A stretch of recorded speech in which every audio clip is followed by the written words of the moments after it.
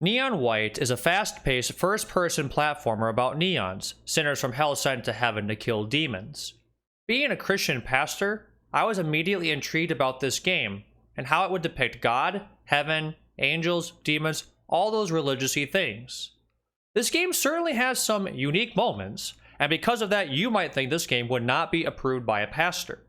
But actually, Neon White impressed me. I was surprised that at the core of this game's story is an incredibly powerful message.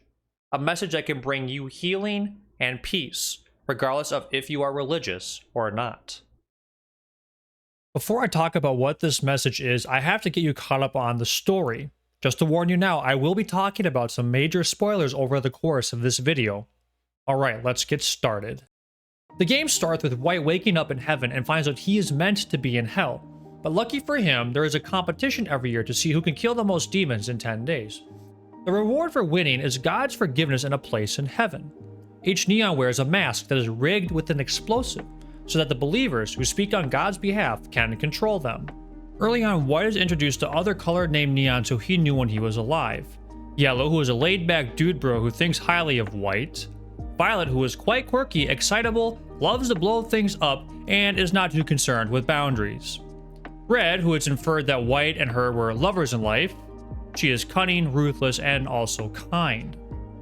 Finally, there's Green, who is cruel, full of anger, and was White and his friend's boss when they were alive. White doesn't remember exactly what happened, but Green caused White and the others a lot of suffering. Most of the game is spent trying to uncover and stop whatever it is Green is planning. And while hunting Green, White and Red discover the truth about heaven. They aren't actually in heaven, but a place called Sheol. Sheol, at least in what Christians call the Old Testament, is a general resting place for the dead. It's not heaven, not hell, not purgatory, just a neutral resting place for people's souls. Apparently, the believers somehow wound God, and God has kind of disappeared but is still present. But regardless, the believers currently control heaven, rather Sheol. White and Red learn that God can be restored if they can recover the Book of Life. The Book of Life shows up in a few places in the Bible, and is often considered a list of those who are righteous before God.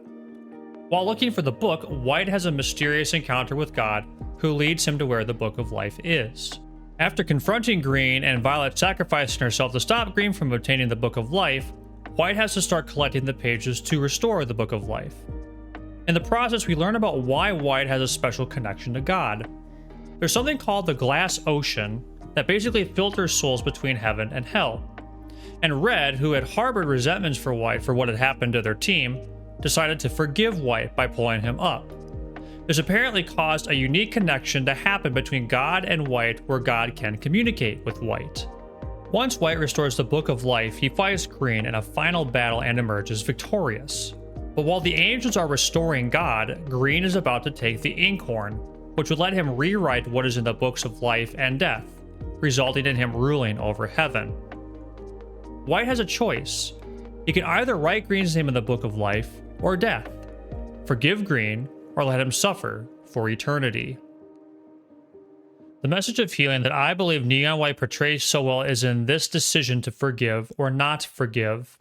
Does Green, who caused White and his friends immense suffering, deserve to be forgiven? I want to share with you the lesson of forgiveness that Neon White teaches, because I believe that healing happens and peace comes when you choose to forgive. There's no question that Green did some awful things to White and his friends. Heck, other than White, he gets them all killed. How could anyone possibly deserve forgiveness after such a horrific act? I want to be clear that when I'm talking about forgiveness, I don't mean it in a way that lets perpetrators off the hook. Forgiveness is not about ignoring the pain that someone caused you. It's okay to be angry, because it isn't okay that someone hurt you. When it comes to forgiveness, I like what Mikey says about it. He recognizes that forgiveness doesn't undo the damage done, and it's not even about you being a better person. But forgiveness allows you to move forward, to find peace for yourself. When you don't forgive someone, it's like a prison where you are trapped by the pain, the rage, the resentment the other person caused you. As former Archbishop of South Africa Desmond Tutu once wisely said in his book, The Book of Forgiving, quote, "Without forgiveness, we remain tethered to the person who harmed us.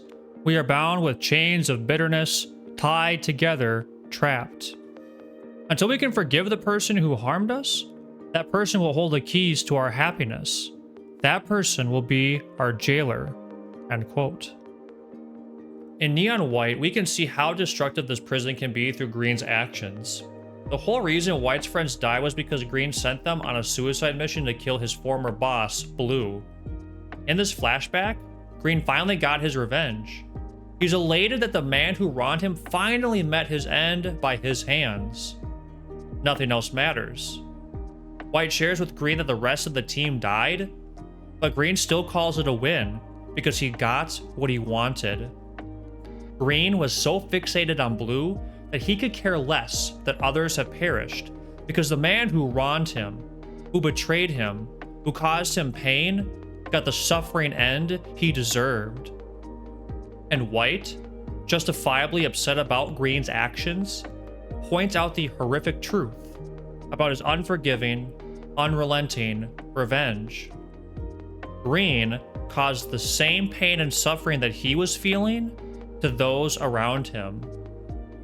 Sure, he got his revenge, but at what cost? He used other people as disposable tools to advance his revenge, and ultimately continued a cycle of pain and suffering. This is obviously an extreme case of what not forgiving can look like, and I certainly don't believe that not forgiving someone will automatically lead to bloodthirsty revenge and using the people around you. But I do think there is truth in that not forgiving can lead to this vicious cycle that traps you in your pain and inhibits your ability to heal. If forgiveness is not an option, then the only choices you have is to either do nothing and remain trapped in the pain someone caused you, or pursue revenge, which just perpetuates more pain and suffering. It never ends. I like what Red says to White as she encourages him to forgive Green. Yes, Green caused great suffering, and that is not okay. But he too is feeling hurt by a trusted person who betrayed him. We all experience both being hurt and causing hurt. So we can either continue to hurt each other until we destroy ourselves, or we can seek peace, healing, and reconciliation. To go back to Desmond Tutu, he writes, quote, "When we forgive, we take back control of our own fate and our own feelings. We become our own liberators. We don't forgive to help the other person. We don't forgive for others. We forgive for ourselves." Forgiveness, in other words, is the best form of self-interest. End quote. Forgiveness is not about making the other person feel better. Forgiveness is for your own sake, for your own healing, for you to once again feel free. So, back to the decision. Will White forgive or not forgive Green? If we choose not to forgive Green, he is destroyed by shadows, condemned to an eternity of death. White finally makes Green pay for all the suffering he caused, thus continuing the cycle of pain and suffering that was first inflicted on him. In the game, for the days of judgment to be accomplished, forgiveness needs to happen. Since White didn't forgive Green, he doesn't make it into the book of life with the rest of his friends. At first, this felt kind of harsh, but I liked the conversation between God and Mikey, saying there's always another life. So even though White couldn't break the cycle this time, it's not as if God gave up on him. There's always another chance. Moving from Neon White's depiction to our own lives, in the Bible there's a story of Jesus teaching his disciples to pray, and that prayer is now known as the Lord's Prayer. In that prayer it says, "Give us this day our daily bread, and forgive us our sins or trespasses, as we forgive those who sin or trespass against us." I find it fascinating that asking for forgiveness and to help us forgive others follows the part of the prayer asking for our daily needs to be fulfilled. It makes me wonder if forgiveness is also something we need daily, a daily practice, a daily struggle that God helps us with every day. Which means even if you aren't ready to forgive someone, or even if you have deep-rooted resentment towards someone, that doesn't mean God will dismiss or abandon you. Forgiveness is often a journey, one where God is walking with us, nudging us towards forgiveness so that we might heal from the hurt inflicted upon us. What about the other choice White can make? What happens if, despite everything, White chooses to forgive Green?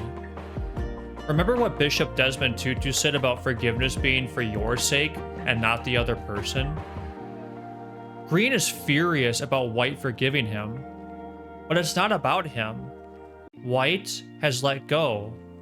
He's done fighting. Even though forgiving Green doesn't immediately erase the past pain, like White says, he doesn't need to immolate the past to make peace with it. As Green fades into whatever fate awaits him, White again collapses. But unlike the not forgiving ending, White's name is written in the Book of Life.